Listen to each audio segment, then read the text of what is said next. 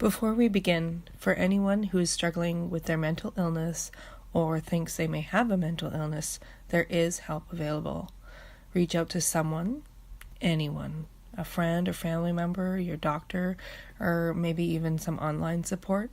We at Soulforge are certainly not professionals in any way in this regard, but you can contact us or myself, personally, Tracy. If you choose to, my email will be in the show notes.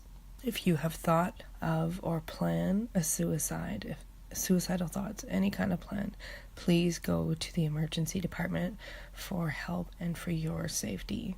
Thank you, and we hope that you enjoy listening to the show. You're listening to the ESO Network, your station for all things geek. Hey Soulforge listeners, let's talk about episode 85 of the Soulforge podcast.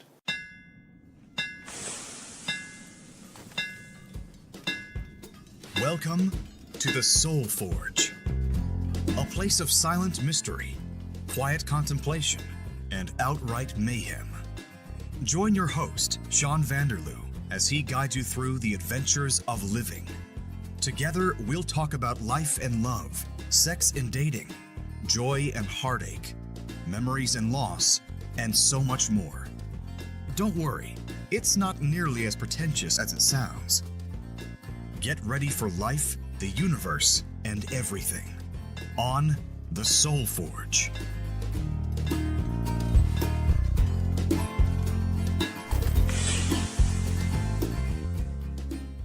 Hey gang, it's Shawn here, and we've got a full house today. With me is, of course, Tracy. Hello. And making her triumphant return to the podcast, we haven't heard from her since episode 14, it's Heather. Hello. And making her podcast debut, somebody who hasn't heard a podcast until last Wednesday, we've got Tracy's friend, Tanya. Hi. How are you doing? Good. Not too nervous? A little bit. That's okay. That's okay. This time, it's Bell Let's Talk. Yes. Next Wednesday, January 30th is Bell Let's Talk Day. So we figured we'd get out in front of it a week in advance, get the word out. Yeah. And since this was your idea, I will let you take the lead. All right. So Bell Let's Talk has been happening for a number of years now. And on that day, hashtags with Bell Let's Talk, texts sent with Bell Let's Talk, phone calls through Bell, all kinds of stuff like that. Even like Facebook messages, Snapchat. I think it's 5 cents, it was last year, is donated to their cause. And their cause is awareness and education on mental health issues. So it's a kind of a big day. Last year I sent the information to absolutely everybody on my Facebook list. I also did Instagram posts and anything I could do for my part anyways. But you can also make just a general donation. Mm-hmm. So that's a possibility too. But anyhow, so because of that, I kind of wanted to bring back the topic of mental health. I know we've talked about it before. Heather was, I think, the first guest you had said, and she talked about her issues with mental health. And back in, I think it was October that we had my story. I believe so. I think so, or early November. So just go back to that and talk about that a little bit. And we have, like you said, Tanya here, who is a registered social worker. So she has a bit of a different perspective than the rest of us. Heather and I have gone through things. Shawn, you've experienced it with your family. So we're just going to talk about mental health. That'll be fun. I think so. Yes. I guess so. Maybe that's not the right word for it, but It'll be a good conversation. We do have a professional in our midst who can guide us on the right track. Yeah, if need be. No pressure. No pressure. I always said my best teacher was always the people that I work with, my client. I did learn a lot in school, but you don't learn what you learn when you work with people. So really all my experience comes from... Practical. Yeah, and my teachers, which are the people that I work with. And they give me the information, the tools, and I give back. That's all I do. I just take and give back. So all the tools, or a lot of the tools that I have, come from a lot of people that I work with. And I just kind of give it back. Nice. That's how I see my work. Makes sense. Yeah, you take everything that you've learned from your teachers, everything from your people that you help. Yeah, well, Yeah, and the people that I help are my teachers. Exactly. Those are my teachers, right? And I just kind of take and I give back. So it kind of does full circle in the end. Right. How long have you been doing this for? Actually, 16 years. Wow.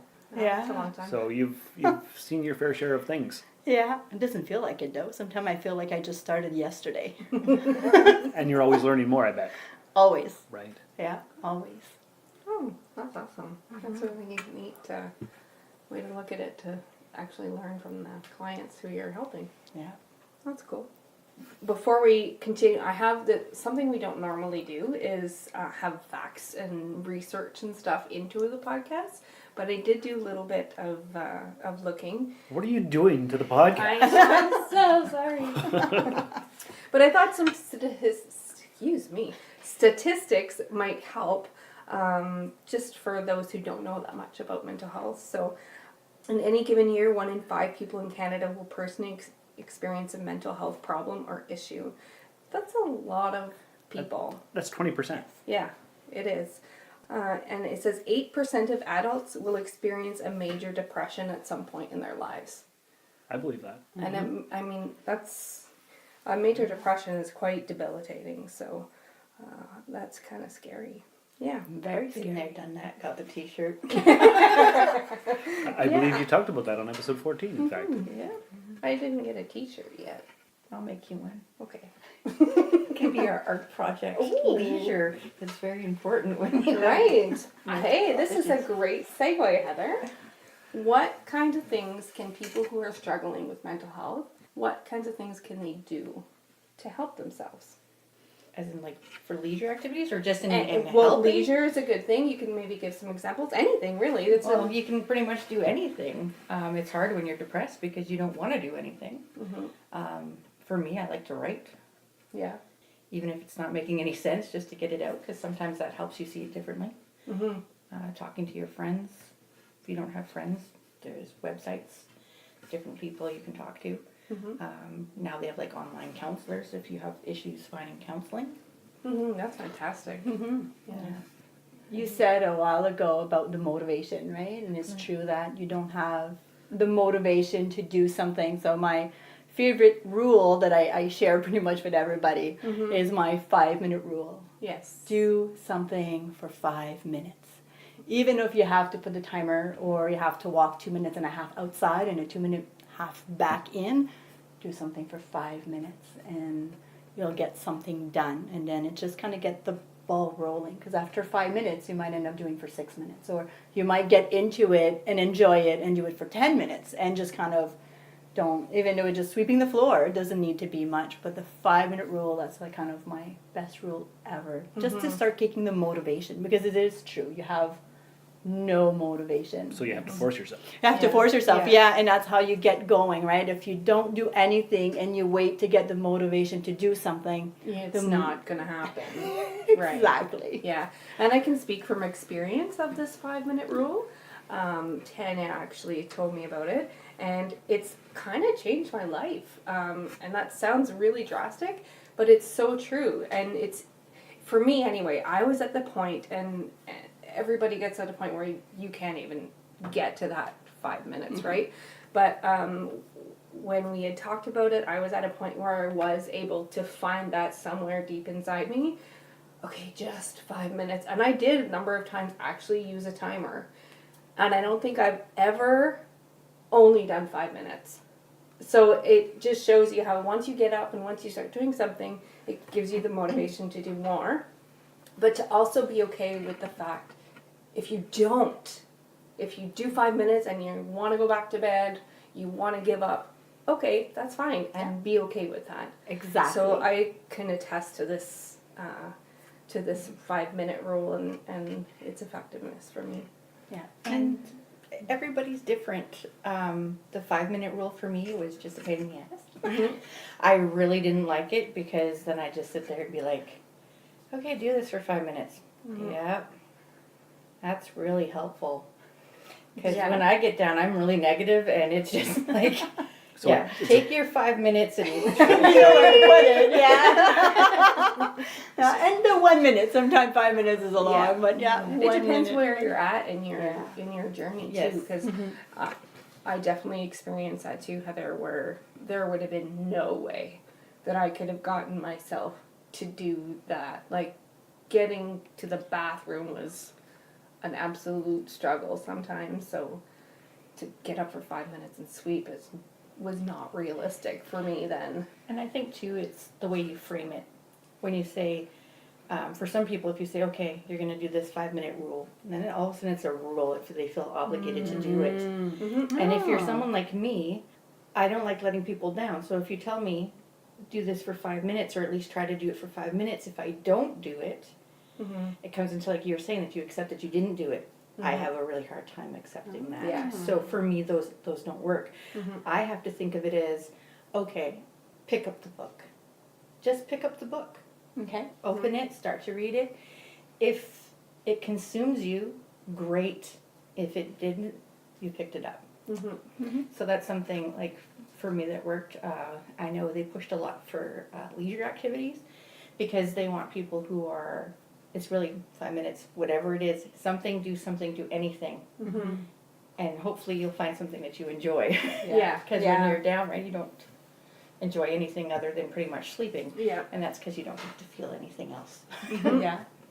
So instead of saying 5 minute rule, would that be another name for it? It's kind of similar, I think, in the fact that you're forcing yourself to do one thing. tiny small step at a time. Because I like that when you say, like, yeah, the rule kind of put that obligation, and sometimes when you don't do it, then you feel disappointed, right? Yeah. So I was kind of just started to think, okay, yeah, maybe the rule might have another name for it that would be less strict. Yeah. I think maybe if you find you're talking to someone and they have a little bit of reservation about it, you could go about it in that, well, if 5 minutes doesn't work for you, what are some of the things that you used to like to do? How about you pick up a book, or you get out your coloring book, or you turn on that show that you used to like to watch, or the podcast, or So make a list of activities also, and go through that list and just what is, go through one and pick one. What exactly, and So just you're- try it. yeah. Yeah. And do the first step for that activity. Exactly. And That's that's it. where Yeah. you go. And if you go further, great. Great. If you don't, not, at least you did that first step. Yes. So into call it 5 minute motivation. Hey, that is nice. I don't know. I didn't go to school for this. I don't know. I like that.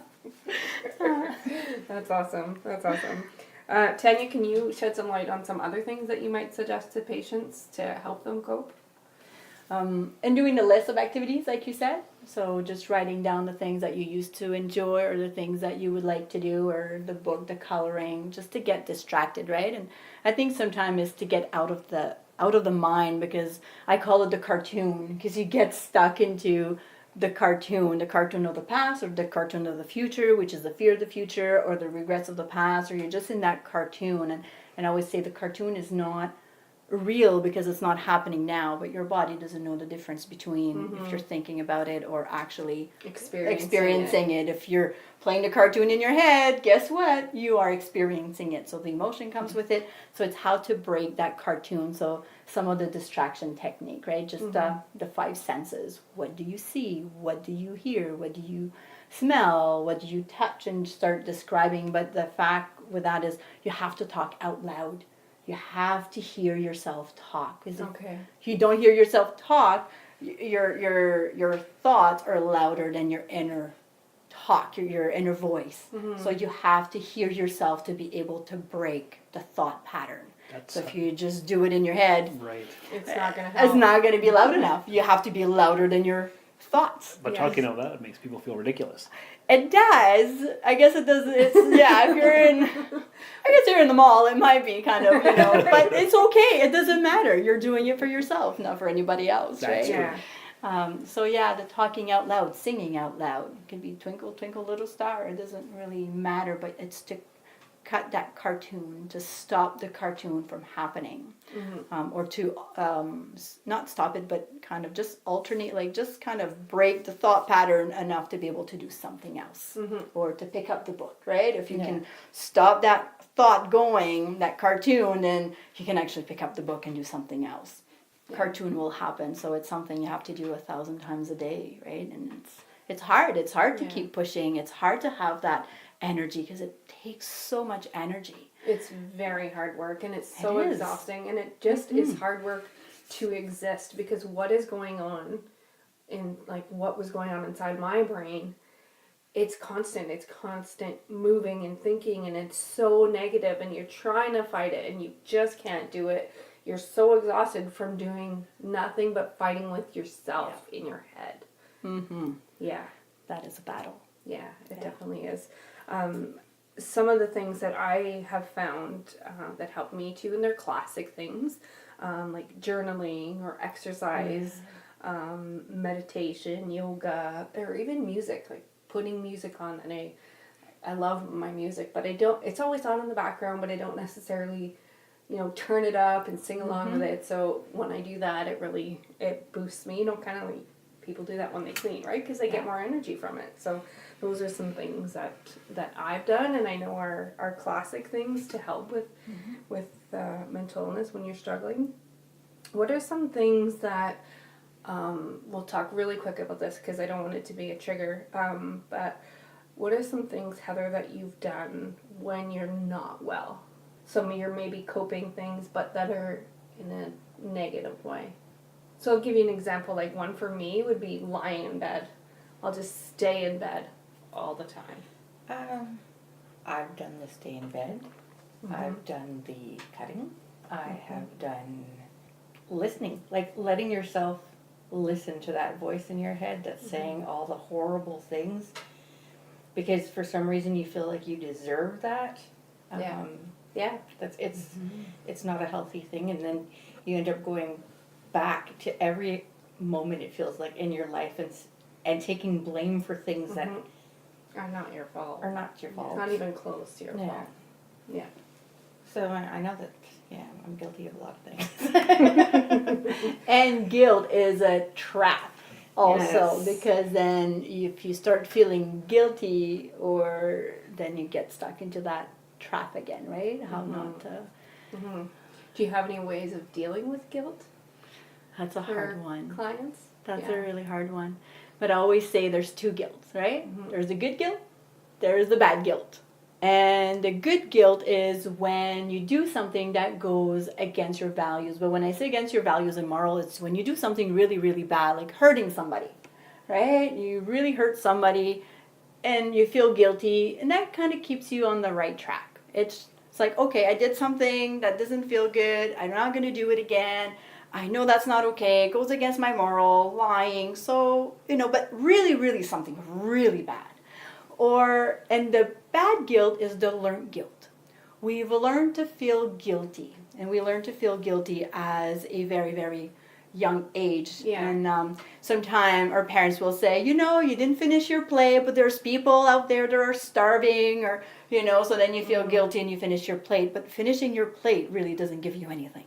It's not going to make you feel better. And it doesn't help the starving people. It doesn't help, exactly. That's it. Right. But then again, right? So we feel guilty, or we say no, and then we get grounded. Well, we learn not to say no. Or we played that game sometime. I seen my mom kind of do that to my little one, but it didn't really work. But sometimes we do that, right? They ask, you want to give us a hug? And the little one will say no. And then they'll say, oh my God, you just broke my heart. And then the little one feels guilty, and then it gives a hug, right? So you teach them again to feel guilty. Yeah.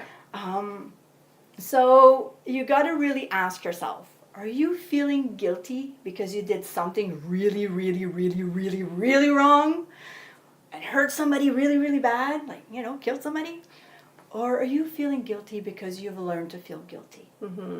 And just to start with that and make that difference. And if you feel guilty because really it's not really doing anything good for you, and to start to try to let it go. Yeah. And it's okay. No, wait a minute.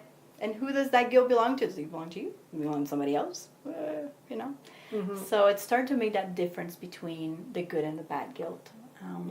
But guilt is hard because we've learned to feel guilty, and it's a negative trap, and it stays us, and then that's how we do things that we don't want to do.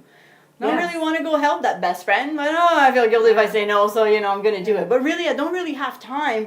And then your resentment, and then it's that, and then you beat yourself up, and then you get into that negative cycle again, right? I can relate to that. And for myself, I had a lot of guilt because of specifically my struggle with mental illness and how it was affecting the people I loved. So there was a lot of guilt about that. So you would think that would be a force of trying to get better, but it was just, it affected me negatively. So then I would get even more upset and worse because I felt guilty and sad, or I'm not being the mom that I should be, and I should do more with my kids, and whatever the case may be. But that's one thing that really I had a hard time with. And you're right, it stays you in the negative cycle, right? It's not helping you. It takes energy, and then you start beating yourself up. Should do better with my kid. Well, then, I'm not a good mom. And then you're just digging the hole again instead of helping you getting out. It doesn't. So that guilt is very, it's a hard one, and it keeps you stuck. Yeah. Yeah. Do you have anything to add to that, Heather?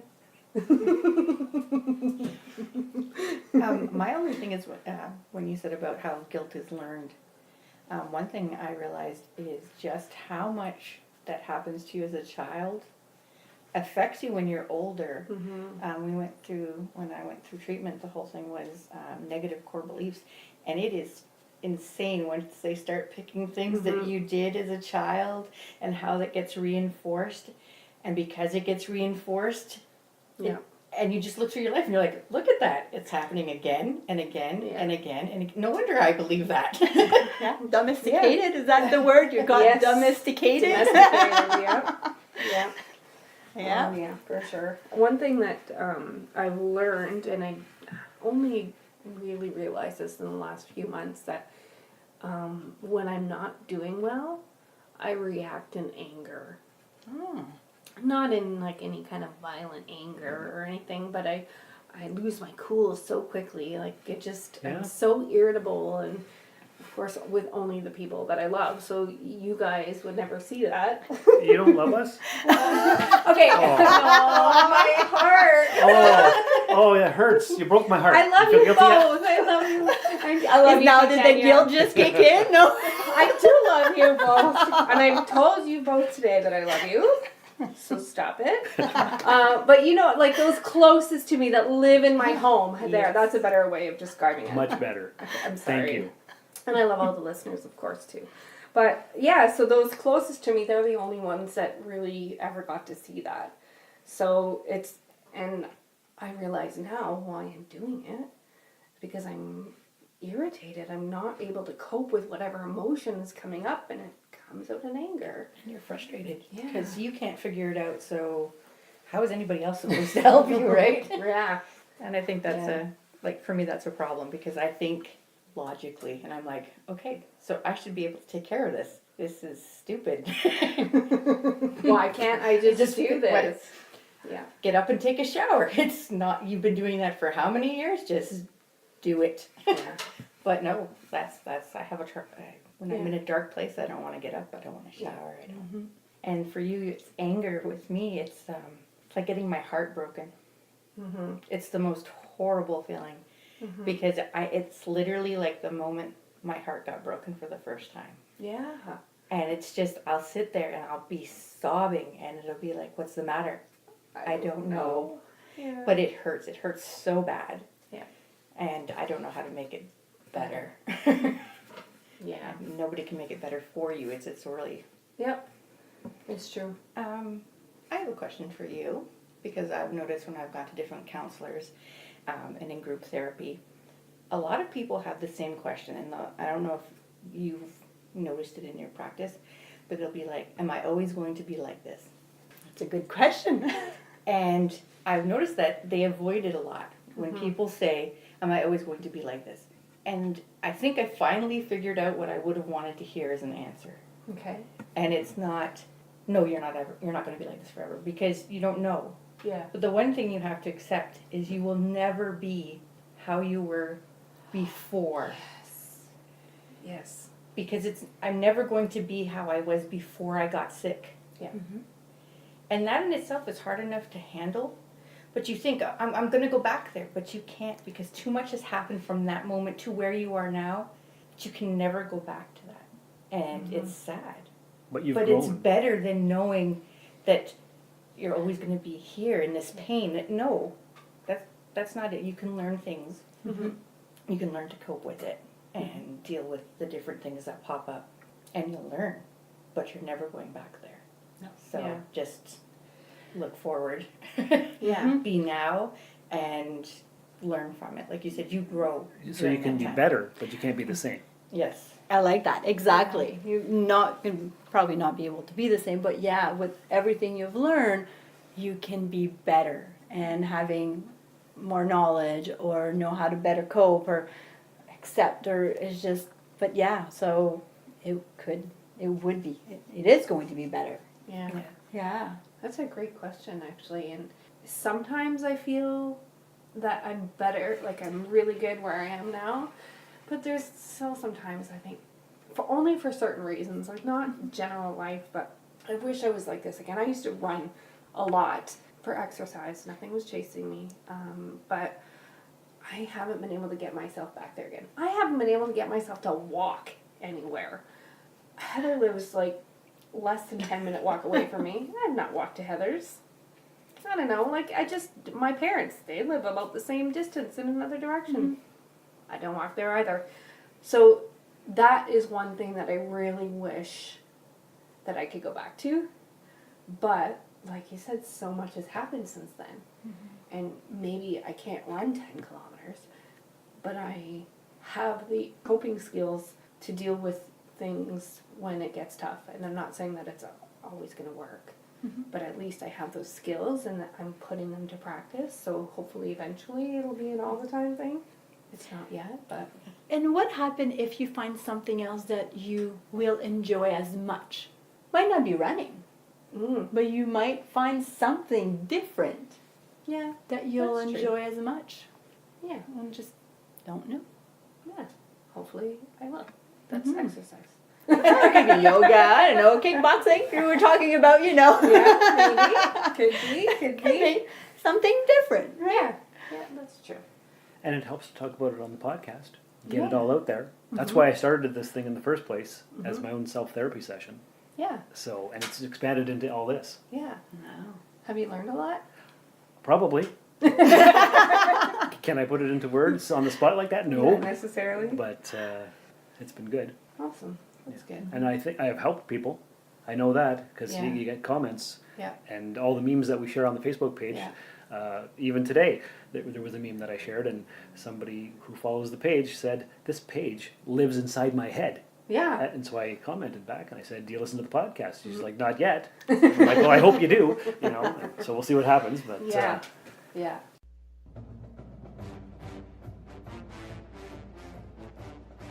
I'm Drew Leiter, And I'm Cletus Jacobs. and we're inviting you to check out our podcast, The Earth Station DCU. We talk all things DC Comics, television, movies, and news. We'll give you weekly comic recommendations and keep you informed on what's going on with DC TV and movies. We are part of the ESO Network. You can catch a new episode weekly on iTunes, Google Music, Stitcher, or wherever fine podcasts are found. So I'm going to ask you, Tanya, and what you think that people, let's say there's a family member and they think they might have mental illness, or even for a person themselves, how can they recognize, what are some signs of mental illness? Oh my God, this is so broad. Yes. It is. But everybody can have all the signs. Yeah. Even me Yeah. at times, right? But all the signs, I think it's really the sadness, being sad, or retreat, right? When people starts to just kind of retreat or isolate themselves. and they start to go more inward. And again, some people will react differently. Some people, it's going to be explosion, and it's going to be the outward. If there's the negative thoughts or being, I don't want to say kind of stuck, but just in their thoughts, right? It's kind of in there. Sometimes there's no sleeping too little, sleeping too much, not eating too much, and that's the thing, right? It goes from one extreme to the other, and it doesn't matter. Again, different person will have those different symptoms. Won't eat. The other one will just gonna binge eat. And sometimes it changes through Absolutely. the cycle of it. Yeah. You know, like there's times where you talk about jogging. I am not an athletic person at all. Yeah. And I remember being so anxious when I first got sick. So anxious. I would go on my treadmill, and I would do like half an hour on my treadmill. Then I'd go upstairs, and then my dad would take me to the lake, and I'd walk 2 or 3 times around the lake. Then I'd go back home, and then I might go on the treadmill again. So which is, I can't even get myself to walk to your house. But I'd do like an hour on the treadmill. Yeah. Because I just couldn't, I didn't know what to do with the energy. I just couldn't take it anymore. But I'm like, if I could just have a little bit, could I just bottle just a little bit of that and use it? Yes. Yeah. But no, when it comes, it's like, oh, not you again. Yeah. The motivation, right? No motivation, all the interest, all the things that you used to love to do, now you don't have any interest. You don't want to do anything anymore. So that's also with the isolation. You start more isolating. So it's there's so many different things that could happen, and I think that's why it's hard to sometimes notice what is happening. And what makes it hard to notice is that it doesn't happen from one day you're all go happy, and then the next day you're down, not doing anything, staying in bed, having no energy. Or it's so gradual sometimes that it's so hard to notice until you're really deep. Exactly, because it's little bit by little bit by little bit, so you don't really see the changes because it's so done gradually. That was me. Because it felt like all of a sudden everything happened, but it was just like, I guess, little pieces. Pieces. Do you find when you look back you can pick out those things? Not exactly, no. Like, because one of the big things when you're not well is everybody's like, well, what happened? What was the moment? You know what the moment was for me? When I got in an argument with my husband, and I went to work, and I couldn't stop crying, and every song on the radio was like from my life, and it was horrible, and all I did was cry, and I'm like, I have to go to the hospital. I can't stay here. So you recognize that that wasn't just a bad day, that there was something. And I'm sensitive to begin with, so so a song made me cry. Okay, all fights with my husband made me sad. Okay, but to that degree, no, that's even a little much for me. So the emotional, right, being extremely emotional, to people being numb, having no emotion at all, right, not feeling anything. So it's so there's so much. It's so gray. Like, it's gray. Mental health is gray. It's not black and white. Yeah. It would be black and white would be so easy. Yeah, it's not like somebody can do a test and say, this is what you have, this is what you need to take. And you will be better. Yeah, and you'll get better. Yeah. Oh, God, I wish that happened. That would be awesome. I wouldn't have a job. Wait a minute. I love my job. Come on, no. You'd be counseling all these happy people on what to do with all their happiness. Yeah. You'd still be in that. So it's that gray. I think it's that gray area. So it's that's a hard question to really have that, cut and clear answer. Yeah. I would say I don't have it. Yeah. Yeah, I get it. Did you ever forget how it felt to be happy? Yeah. And then you were happy after that, and you didn't. Do you remember being happy for the first time after not being happy for a long time? Yeah, that happened a couple weeks ago, 2 or 3 weeks ago, where I started to be happy, and I was very confused, and I actually thought I might be manic. I'm not diagnosed as manic depressive, but I was looking it up and everything because I was driving myself crazy with this. Like, I have energy. Where is this coming from? And I have motivation to do stuff that I haven't done in years. What is going on? I was so confused and scared. Mm-hmm. It was I had so the same weird. experience. That's why I had to ask you. I also remember Yeah. it was a day and I was just randomly happy. And I was just like, oh my God, what is this feeling? What is this? Is something wrong? Because you don't recognize Yeah. it anymore. It sounds And odd I even to said to describe Shawn, it. did I used to be happy? Like, was I like this? Was I just a happy person? Because I don't remember this at all. Yeah. This is kind of awesome. It is awesome. It is.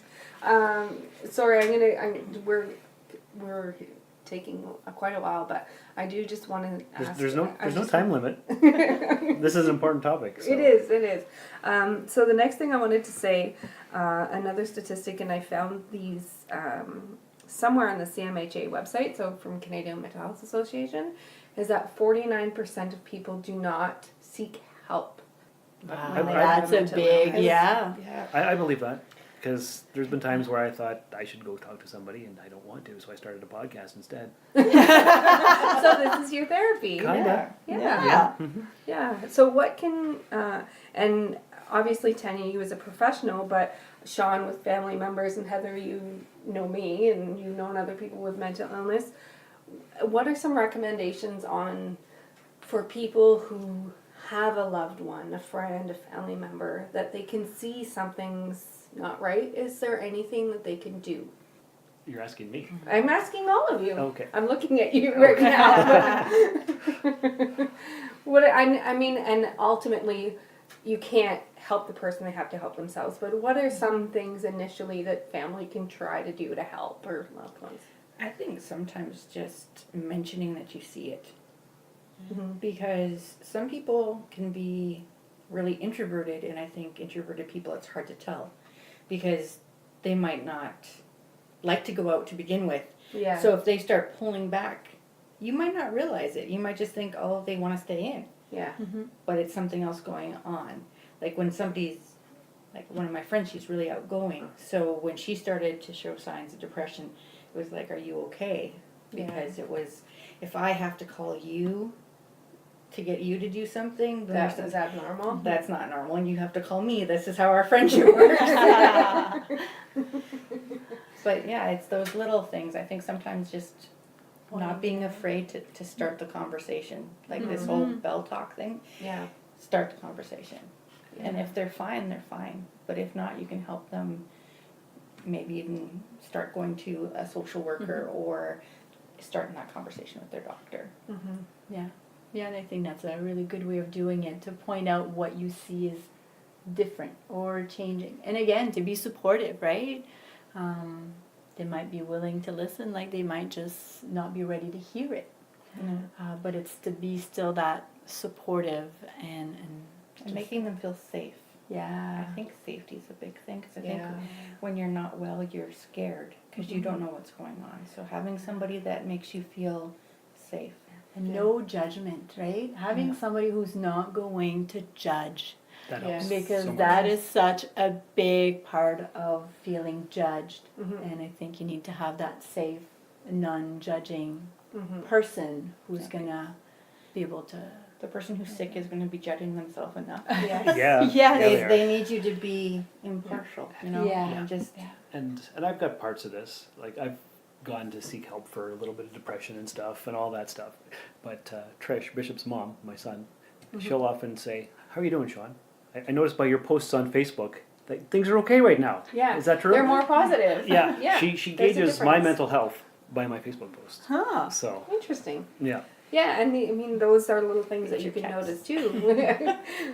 Would be to someone's any regular activity that they no longer do, right? I think somebody had mentioned that, but yeah, and I know for me, support, offering your support, letting them know that you're there, that was a big thing.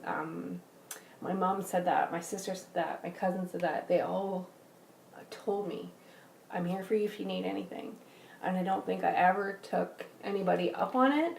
But you know what? It did make me feel comforted when somebody, usually it would be through text, but when they would text that or tell me that, I still felt comforted, knowing full well I wasn't ever going to call them when I was in the middle of a crying spat, but knowing that if I wanted to, they would be there. Yeah, so that was good.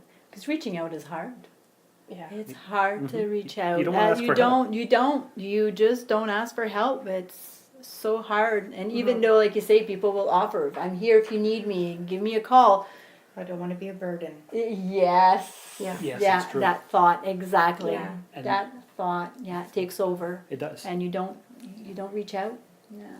And that's part of the reason why I started Sunday Morning Coffee Club. So people can come over, have a coffee, and talk if they need to. There you go. So Wow, that's nice. Yeah. it's a thing. Something. Yeah. You Yeah. guys have been here for it. And, I was here once. well, Here once, and then I had to leave. That's okay. Speaking of mental health, I had to leave you had to leave. because I Yeah. had a panic attack. But you were here. But I was here. And I you're always welcome. Yes. And more than just on a Sunday. So Yeah. And I know, Shawn, you read self-help books. I think that we've talked about it, Heather. I'm not sure, and I know you and I have, Tanya. Any books that you can recommend to listeners that they might want to read? Shawn's looking at his pile of books over there. well, I would read anything by Mitch Albom. It's not self-help per se, Okay. but he's a deep thinker, Mhm. and it's just it makes you think Okay. and see the world in a different perspective. Mitch Albom. Mitch Albom. Albom. Yep, is the last he name. did Tuesdays with Maury. He did The 5 People You Meet in Heaven. Those Okay. kind of books, they're great. What else have I got there? Nothing there in that pile actually, but No, The Essence of Rumi? No, no, that's something else. something else. But I just got I think we all just picked it up, The Subtle Art of Not Giving a Fuck. Yeah. Yeah. I don't think any of us have read it yet. I have. Oh, have you? I Yeah. have. Oh, I just got it, so But I. I'd have to refresh if Yeah, you're going to ask me me too. questions about it. Yeah, I wouldn't. I Well, wait wouldn't, till you read it. I'll listen to it again. The Gifts of Imperfection. Did I give that to you? I don't know.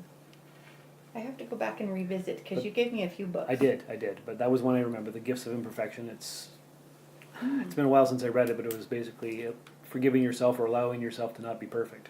Oh wow, So that's that was- nice. Yeah, that was a good because one. we hit ourselves on the head I so read many times. I read a little ebook.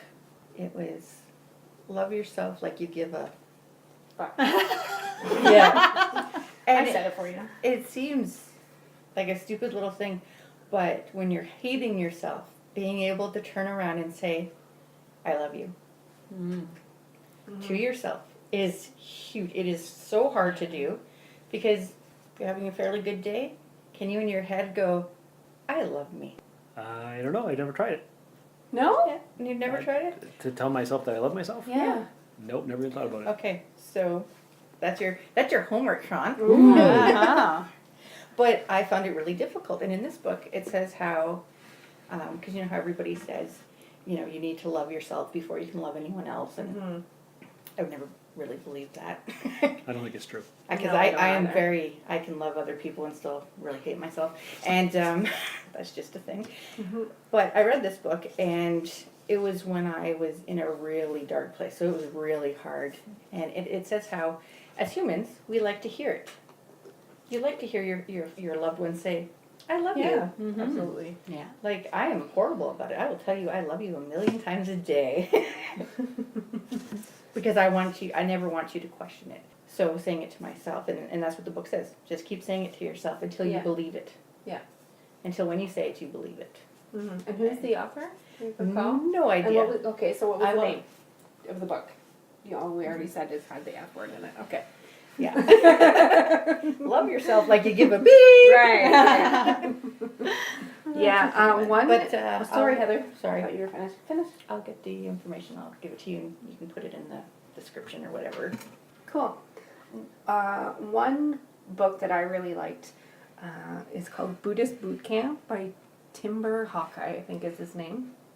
And it's a really short, like, chapters were like a page and a half. And it's a small, like, physically small book. But just basically things that you know, but you need somebody to tell you. Yes, Like, that's nice. you don't need things to be happy. just things like that. Like, obviously he gets a lot more specific than that, or he wouldn't have an entire book, but he also has like a Facebook page and stuff, and just posts everything positive. He was into something Shawn's talked about, which is minimalism, and really doing things for yourself. So that's something that and this was kind of early on in my journey, and I've gone back to it a number of times. My dog has since eaten it, and I need to order another copy. Oh no. But that's one book, and then kind of going along with what you were saying, Heather, an author, her name is Louise Hay. I can't remember any of the names of the books. The Powers Within You. I think that's one of the Louise Hay. Yeah, she powerful. Talks a lot about loving yourself, and in one of them it was like you had to do certain activities, and so for so many days you had to look in a mirror and tell yourself, I love you 50 times every day, or whatever. I can't even remember. And another thing was put something around your house that'll remind you that you love yourself. So my daughter had these like flower stickers, so there's one on my bathroom mirror, and there's one beside my light switch in my bedroom, and there's one in my shower, and one on my key thing. And Shawn and Heather, you probably haven't noticed these things, but they're in my house, and I don't do that anymore where I look in the mirror and say I love you all the time. Maybe I should, but I still see these things. I mean, I don't notice them all the time, because I see them all the time, but when I do notice them and think of them, it does give me that good feeling. And there's so many more that I can't think of, and I meant to write a list, but I forgot. Do you have any recommendations, Tanya? I like the one that I've read way back when was the 4 Agreements, and now there's the 5th agreement that came out. I do have the book, never read the 5th agreement, but there's added 1 agreement. So the 4 agreement is do not assume, because we make a lot of assumptions. And by making a lot of assumptions, and we start feeling kind of bad, because usually, it's not always a good assumption. Always do your best, because your best is going to change day to day, right? If you really don't feel, and you feel down, and you don't have the energy, and your best is 10%, and you give that 10% in your day, guess what? You just gave your 100%. So your best is going to change day to day, depending how you're feeling, depending if you slept well, depending if you're sick, if you're not sick. So do your best is one of them. And then be impeccable with your word. So never talk bad about yourself. Never talk bad about somebody else, because your words are kind of magic, right? If somebody hear over and over, they're stupid, they're stupid, they're stupid, you're never going to do anything good, you're never going to do anything good. Well, guess what? You start believing it. Yeah. And if you start talking bad about yourself, or then you start believing it too. If you call yourself, well, I'm stupid, or I'm this, well then. So be impeccable with your word. Don't say anything. Don't speak bad about yourself or others. And also do not take anything personally is the other one, because we take a lot of things personally, and then a lot of what people do sometimes, they react with their own baggage. We all have our own baggage. We see the world through our own glasses, and our glasses comes from what we live, our experience. So we all have different experience, and so do not take anything personally. And I know there's a 5th agreement.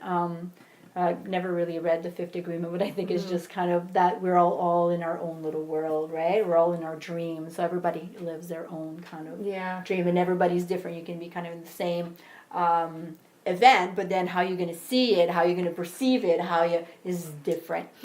So that's one, and is Don Miguel Ruiz, the author, and he wrote another one that I really like. It was The Voice of Knowledge, and he talked about being domesticated in that one, how we learn from our parents and from different things has been kind of passed on. Society, right? Society, and how to do that triage.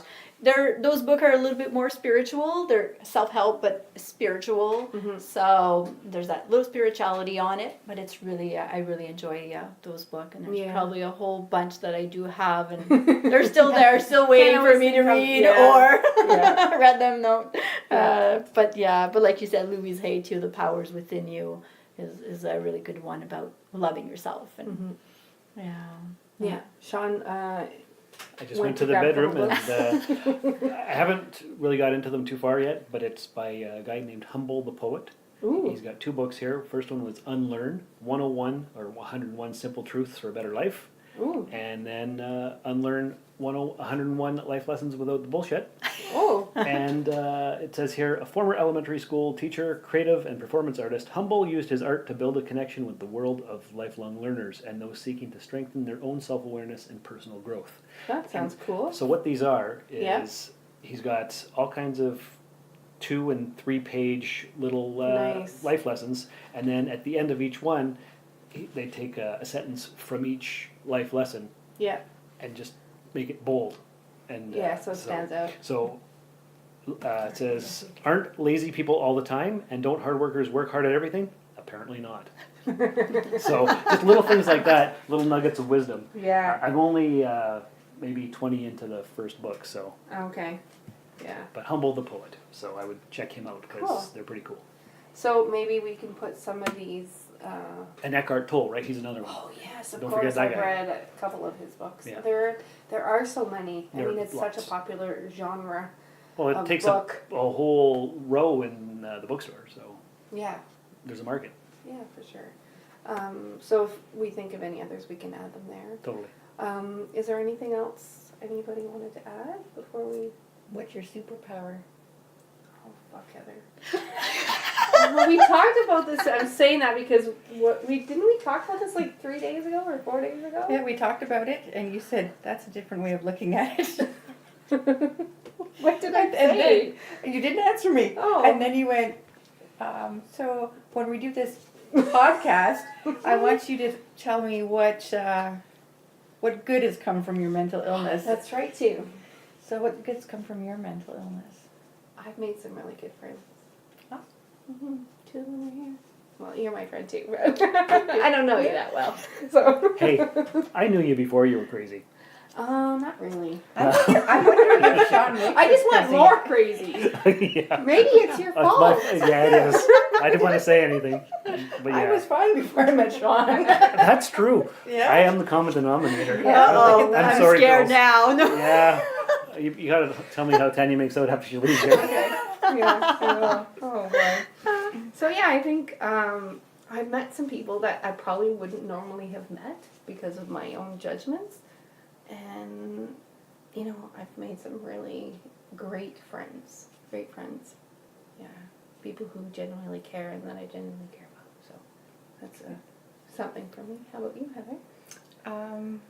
Just to accept myself more. I think I spent so much time trying That's to a better answer. fit into everything, and I'm just realizing that I'm okay just the way I am.